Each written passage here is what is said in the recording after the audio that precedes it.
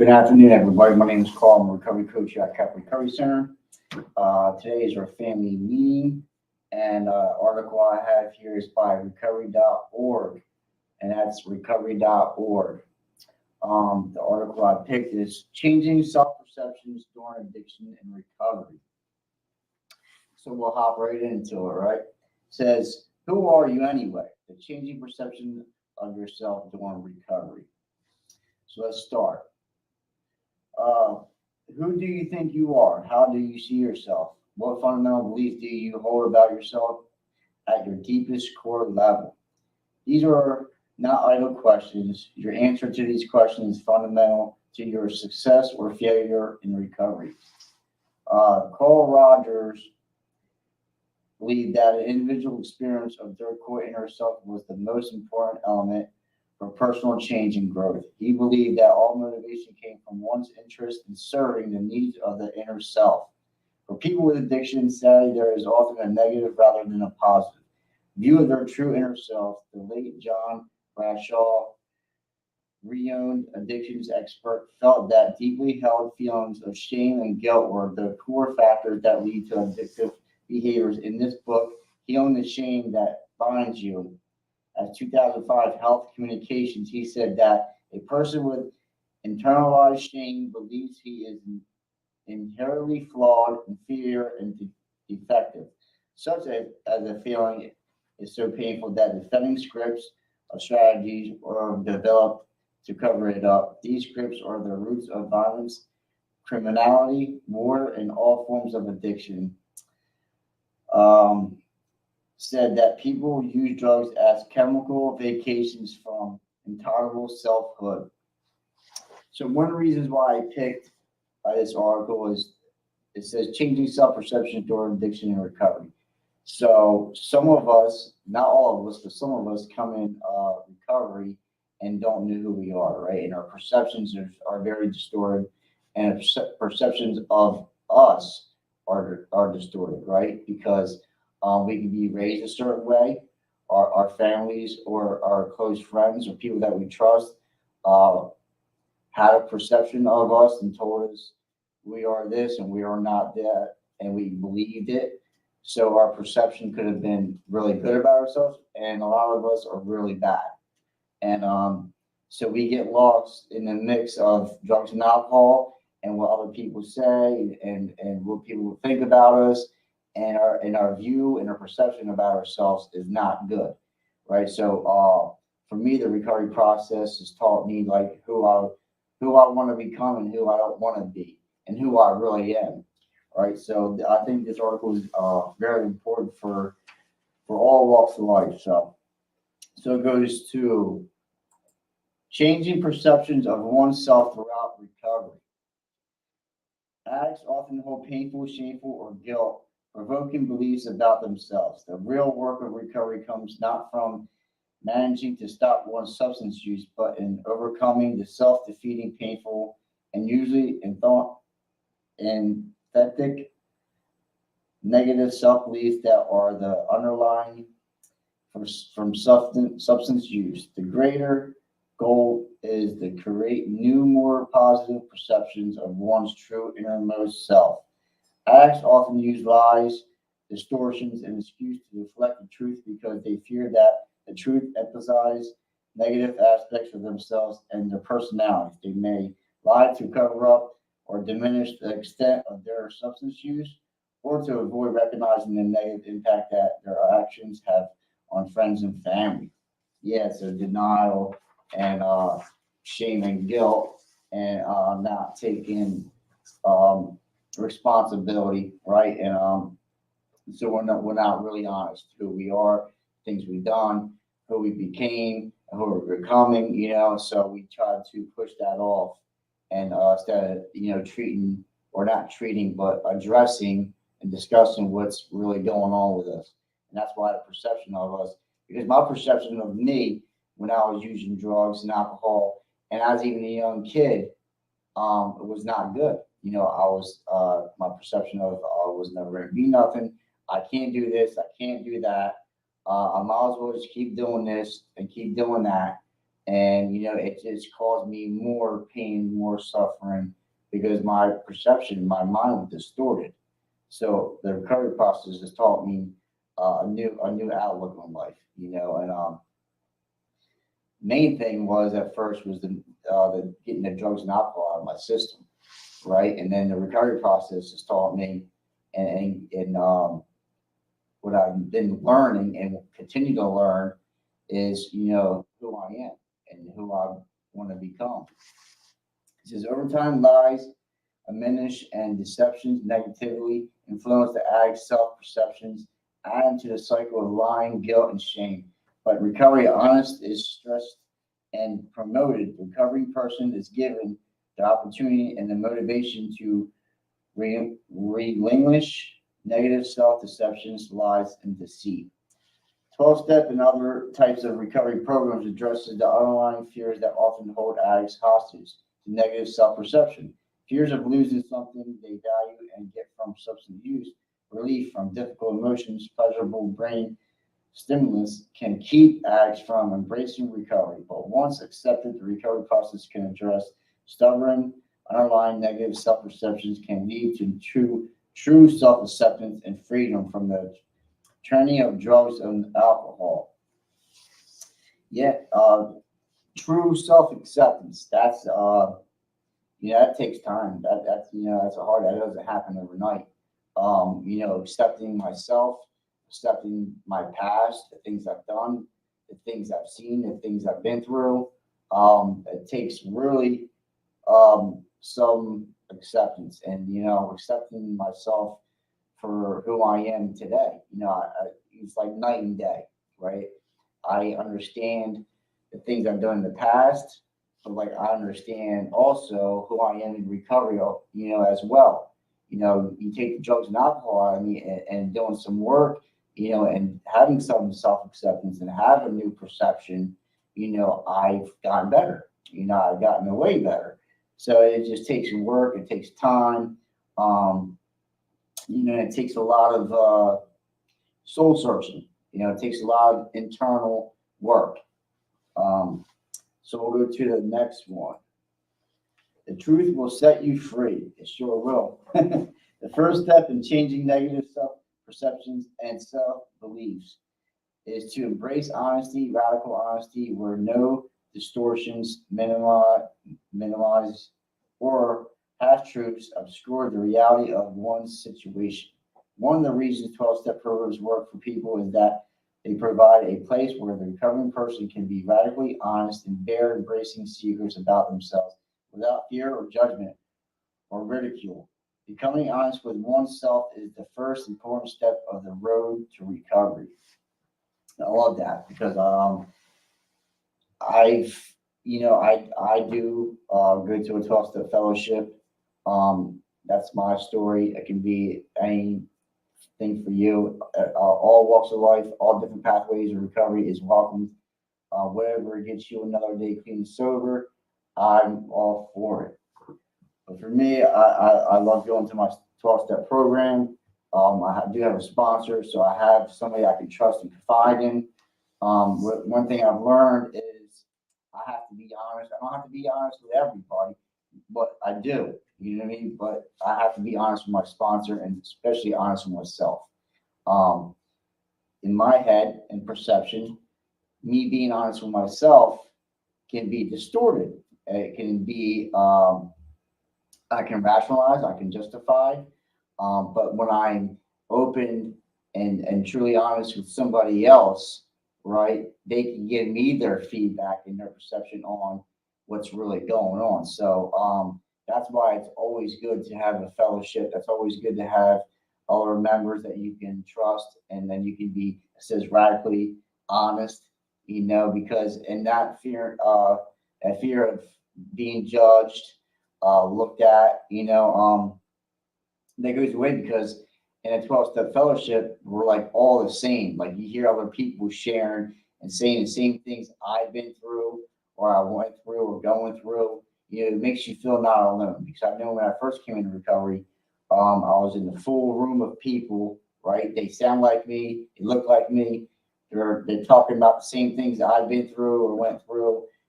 did, but like I felt alone still, you know. So there was like it took time of me sticking and staying, and like actually, even when things I didn't want to do, right, I did, right, or I just stayed and kept on coming back, and I listened, right, and like over time, all that stuff, the loneliness, the shame, the guilt, perception changed. You know, I started to understand more. You know, I started to retain some things because all the drugs and alcohol is out of my system. You know, so it takes time and it takes work and it takes a lot of honesty. You know, it's it takes a lot of principles. It takes courage. It takes practice. It takes a lot of these principles that I didn't have and I did not apply. So and that's what I've learned through the 12-step programs too. Is like the principles of recovery. Let me see here about where am I at? As you become more honest, or as you move forward, you begin to rewrite the internal mental script that you use to define yourself with each success, each positive change in behavior, and each life affirming versus self-destructive choice. You build a new, more positive belief system about yourself.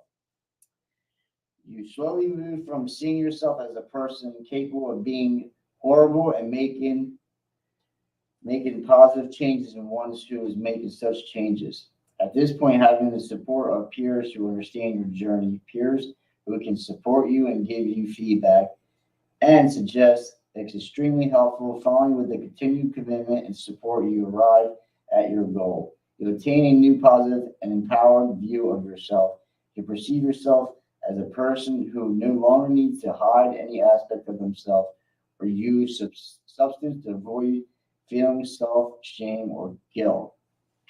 Yeah, we usually use drugs and alcohol not to feel things, you know, not to address things. We always want to run and hide and mask ourselves with drugs and alcohol. What we think that's the solution. Like where we go, our perception. And our perception of ourselves can fuel us using drugs and alcohol, you know. I might as well just drink and use. I'm no good. I've done this. I did that, and I'm a terrible person. You know, even we think about like suicide and stuff like that. You know, really deep dark places that are really self-made prisons in our mind. You know, and it's hard to break that. You know, it's really hard to break that. But like if I didn't try a lot of times I counted my perception, I counted myself out before I even tried to get things sober, right? I always, doubted myself, I always beat myself down, always counted myself out before I even tried. So, like, I had to break that illusion of um, I can do this, and that took work, that took time. Just like it just wasn't like I was using drugs and alcohol. I detoxed, got clean and sober, and like I had a better understanding who I am and started, it just didn't happen that way. It took a lot of work, it took a lot of time, patience and tolerance, and like, a lot of soul searching, right? So it's worth it though, until I always say to people, I can like wrap recovery up and what it looks like for me and what it's done for me and give it to you or put it on the screen and show you. But like until I seen it working in my life, that's when I was like, okay, something's here. I can do this. Until I seen it working in my own life, and I understood like I can do this. So it takes a lot of work. All right, let's go to the next part. It goes tips for gaining self-awareness and changing self-perception. Change your story. Your perception of yourself comes from the story you tell yourself about yourself. Look at the major circumstances that shaped your life. Reflect on how these situations made you feel about yourself. Is the meaning that you made about yourself because of the situation rather than the situation itself that impacts you today? If you had a tragic or painful trauma occur, you may have felt victimized and powerless, but you can change that viewpoint using today's perspective and see that the situation may also have resulted in you becoming more resourceful, resilient, and empathetic. Focus on these viewpoints will lead you toward your goal of changing your self-perception. You can begin to view yourself not as a victim, but as an empowered person who has gained strength and resilience by overcoming great difficulty. So I'm gonna stop there real quick. Um, it's very powerful of my perception of being a victim to being empowered as of like this happened, you know, it shouldn't have happened, but it did, or I done this and I shouldn't have had to do that, but I can use it for good today. I can share my story and my whatever the case may be, trauma, uh, whatever it looks like for you now, you can accept it, have a better understanding of it, and you can share it with somebody else that's been is or going through the situation that you've been through, and you guys can get through it together. I'm not playing victim of like, woe is me, this happened to me, this is, and these are all like bad things. It can be all bad things, right? You know what I mean? But I don't have to use that to fuel my addiction and fuel my drug and alcohol use, right? That's what we can do. We want to number emotions and feelings, things that we don't want to address or deal with, we want to use over. But now we can use them for a positive aspect of life, of helping somebody else out. So seek and use honest feedback from an appropriate source. Others often as mirrors for us to view ourselves. Don't assume that people think you are flawed, defective, or hopeless. Ask trusted friends, people in your support network, and or a therapist or a counselor to give you honest feedback about what they see in you and any areas that you might want to improve. Yeah, just don't ask people that you don't know or you don't trust, or I'm not going to ask them about me what I can improve, or you know, my perspective on things. You know what I mean? So, like, ask some people that is trusted. Some of your trusted family, friends, or people in your fellowship, people in your network, your sponsor, your mentor, whatever that person looks like for you. So, if you want honest and good feedback, you would go to that source of people that you can trust and you know. About you and your success. You can feel confident that the insights are valid. Take time to reflect on the feedback, honestly evaluate it rather than react impulsively. As some feedback may trigger defensiveness in you, but knowing what is intent is important.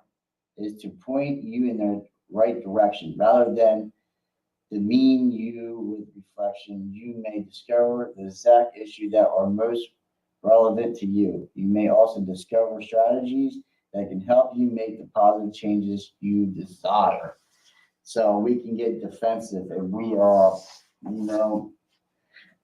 ask people we love and care about, like, what areas we can improve in, and sometimes they are honest with you, and we can be defensive, right? What you're really trying to, as soon as we get defensive, usually you might have to take a look at that, because more than likely that's the area we have to work on, right? And like, be honest with you, right? Is if I do it, would ask somebody whether they're honest with me, stuff like, I can go as you got to take a look at your own stuff and look at mine, right? But I'm the one asking them to help me out, so I can go down that road like, well, you should look at your stuff and not mine. But it's just that defense mechanism we can have built on us, right? We're talks about impulsively, and we can react and, like, really soaking some things in and processing them, right? I can do that sometimes, where I just react, instead of like really taking a step back and practicing that pause button and, like, retaining it and try to understand it better, of like what my friends or family's trying to tell me. maybe they're not trying to hurt me, but like I can be defensive, you know. So it says tips for gaining self awareness and changing self perception. Yeah, if we're not self aware, and where our perception is not on the right path, you know, it can be we can get ourselves in some sticky situations, man, and like we can like that self doubt, right? I always say like I can beat myself up more than anybody else. That's the perception I have, the perception of the world, perception of myself, perception of other people, you know, and it takes a lot of patience, a lot of times, a lot of praying, right, and practicing the principles of recovery, you know, and it just takes time, it takes work. I don't know how many times I can stress that to people, man. It's just, I wish I could show that to everybody that, you know, it is possible to live a free life from active addiction, you know, and not just saying drugs and alcohol, but like freedom from self, you know, my thought process changes.